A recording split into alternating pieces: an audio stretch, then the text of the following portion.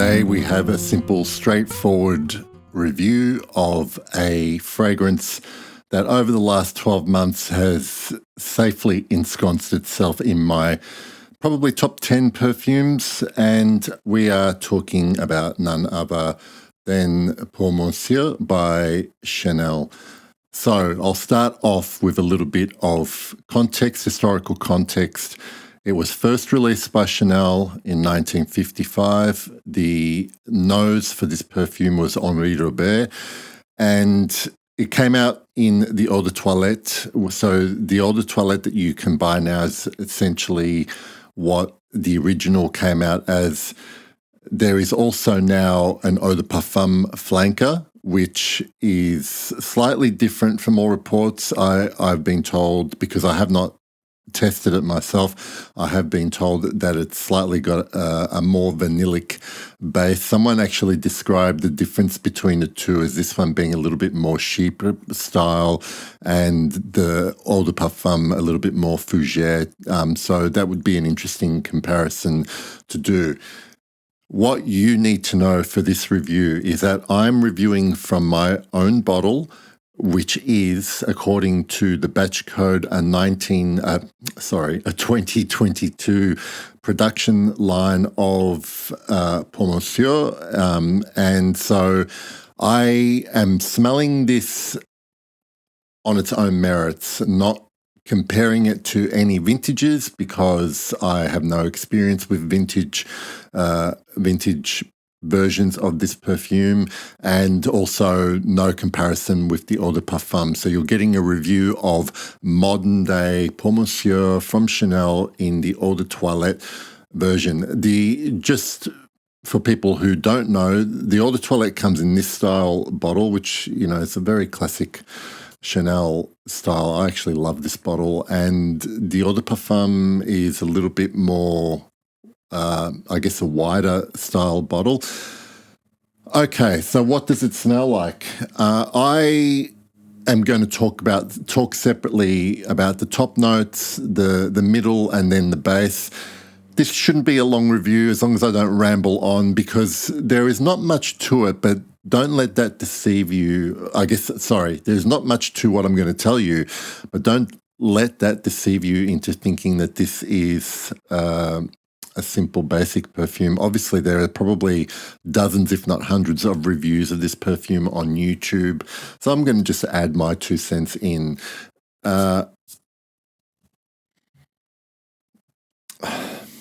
Okay.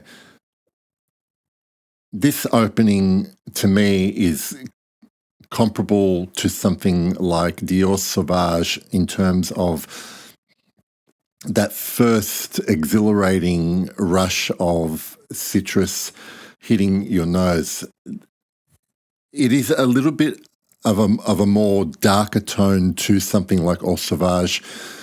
There is definitely a combination of lemon, but also orange, which sweetens the sourness of the lemon. And the other thing that sits up in the opening that I notice is a bit of zesty ginger to give those citruses a little bit of bite. So this opening probably is at its peak by about 10 minutes, and that's pretty much what you're going to get from it. The best word to describe this is zesty bite in the opening. So not long after you start transitioning into the middle note, the heart of the perfume. Now, what I really like about this particular composition is it's blended beautifully. Those citruses are blended in such a way that it's not. You kind of have to sit with it and take it in to realize that it's not just a lemon you're smelling or ginger. They're so well melded together that it's almost like you've created. If you're into creating cocktails, you've created a cocktail that has its own real original, unique flavor, combining those. I mean, this is the art of perfumery, obviously, and I'm probably telling people really obvious things, but this opening is beautifully blended. But what I like about the transition from the top into the middle is the contrast. So the top is that zesty bite, not harsh at all, smooth, zesty bite. And then it transitions into this more aromatic, more the textural side of it almost tends to a creaminess, and not in any kind of sweet way. The creamy part of the middle is textural, and that is really, to my nose, definitely a contribution from some spices like cardamom, where cardamom to me always comes off as a creamy texture to my nose. It's in perfume, I always smell it toned down, softer than actually smelling a jar of real cardamom, even though that scent profile is there. There is also, this is the stage where I also start to notice the verbena note. Now, verbena, I'm not, the only other significant perfume that I know has this verbena note is Green Irish Tweed. I know it would be in a lot of other perfumes, but Green Irish Tweed has a verbena note in there, and I recognise that profile in Chanel pour Monsieur. There is also something, and I'm not sure if it is the verbena, but there's also something here that really comes off to me as lavender. And it's interesting because I smell it from about the 10-minute mark all the way into the base, into the dry down of this perfume. And it's not listed in any official note list for this perfume, but there is definitely something there that's coming off in a little bit of a lavender way, and it makes sense for this type of perfume. You could describe this in many ways. It is described as a citrus chic, but it's also got those barbershop qualities. It's almost a hybrid fougere chic, and it's just a really. Even after all these years, there is not really much that kind of sits close to this. So that middle part, the mid notes, turns from warm zest into creamy aromatics. Then we finally hit the base notes, and oak moss is there, or whatever is substituting for oak moss these days.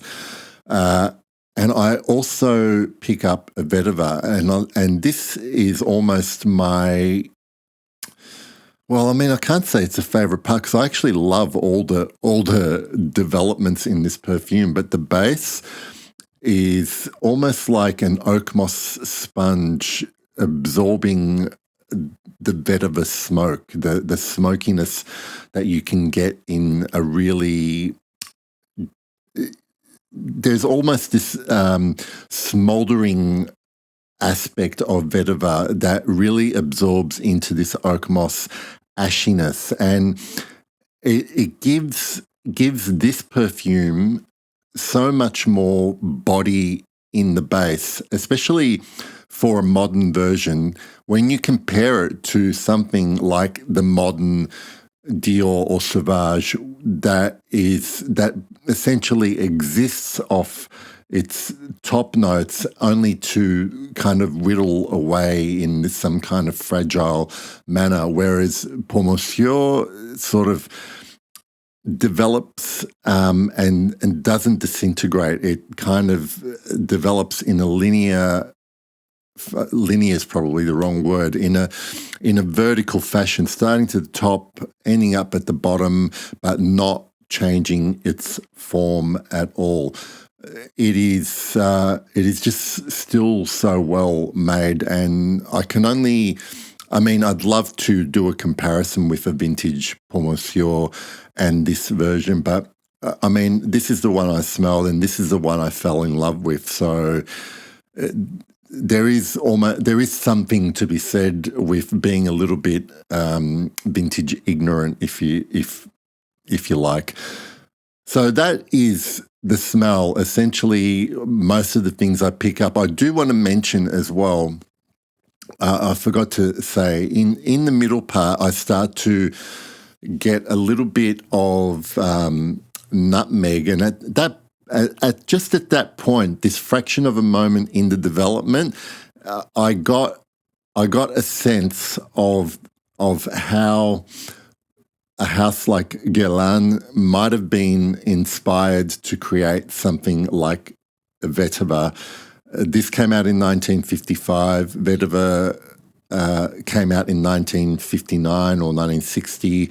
So it's not too much of a stretch to say that this probably had some influence on the fact that Guerlain came out with vetiver and one of their also early masculine marketed perfumes. I should have mentioned as well, this was the first time Chanel created a fragrance specifically with men in mind. Pour Monsieur. Now, I'll talk about the performance. The smell, I've pretty much described everything I wanted to. This, on my skin, is detectable 5 to 6 hours. I've had it on for that long, and it's really, I mean, I just sprayed some on, but what I had on this arm is basically gone. It has soft projection, so you're the only one that's going to smell it on yourself.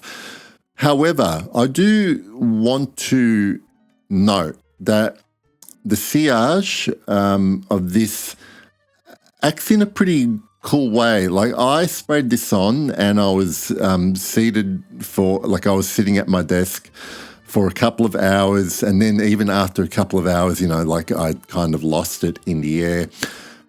Once I got up and started to move around, as soon as I made a movement, it basically came back again. Also, what I did notice was I was wearing a T-shirt when I was spraying this on, and I had some on my arms. Then I put a jacket on and it's, kind of stopped smelling it. And as soon as I took the jacket off, I got a lovely waft of Pour Monsieur from about 3 hours earlier, which was a really pleasant surprise. So I'm not mad that this performs the way it does. It's by no means any sort of beast perfume, but again, there are some perfumes that do not warrant it, it's not needed. This one is a perfect example of that. I love Pour Monsieur from Chanel, specifically the EDT, and I hope you do too, and I hope you found this review interesting and useful, and let me know what your thoughts are in the comments. I shall see you in the next video. Bye for now.